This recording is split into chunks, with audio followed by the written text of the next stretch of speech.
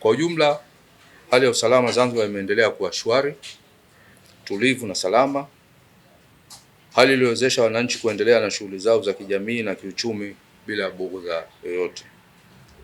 Katika kipindi husika, Jeshi la Polisi lilichukua hatua mbalimbali za kiusalama ikiwemo kuimarisha doria za mchana na usiku, kufanya operation maalum za kudhibiti uhalifu, pamoja na kuimarisha ushirikiano na vyombo vingine vya ulinzi na usalama.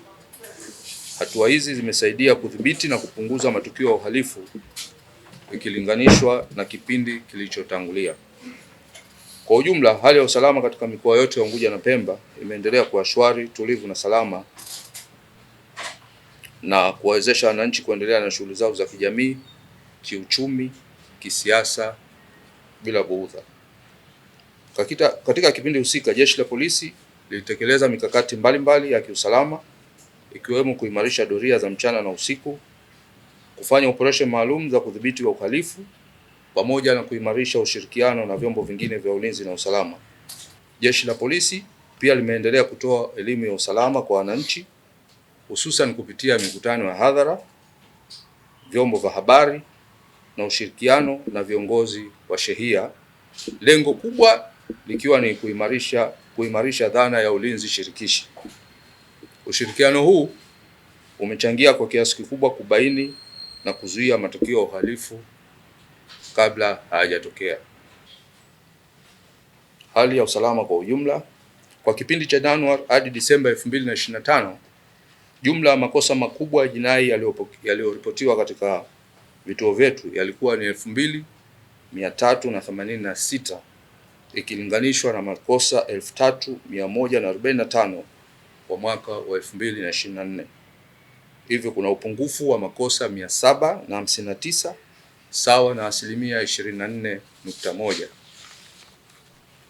Makosa dhidi ya binadamu yamepungua kutoka makosa 1116 mwaka 2024 hadi makosa 812 kwa mwaka 2025 sawa na upungufu wa 27.2%. Makosa ya mauaji kwa mwaka 2025 yametokezea 53 ikilinganishwa na makosa 66 kwa mwaka 2024, ukiwa na upungufu wa 19.7%. Kwenye makosa ya mauaji, 94% katika hao makosa hayo ilikuwa ni kujichukulia sheria mkononi kwa tuhuma za wizi nyingineyo, lakini 4% wivu wa kimapenzi na 2% ugomvi kwenye vilabu vya pombe. Makosa ya kubaka kwa mwaka 2025 yalikuwa 657 ambapo kwa mwaka uliopita mwaka 2024 yalikuwa 829. Kwa hiyo kuna punguzo la 20.7%. Makosa ya kulawiti mwaka 2025 yalikuwa 93 ikilinganishwa na makosa 217 katika mwaka 2024. Kwa hiyo kuna punguzo la 57.1%. Upungufu huu umetokana na elimu kwa jamii, hususan madhara ya vitendo hivyo.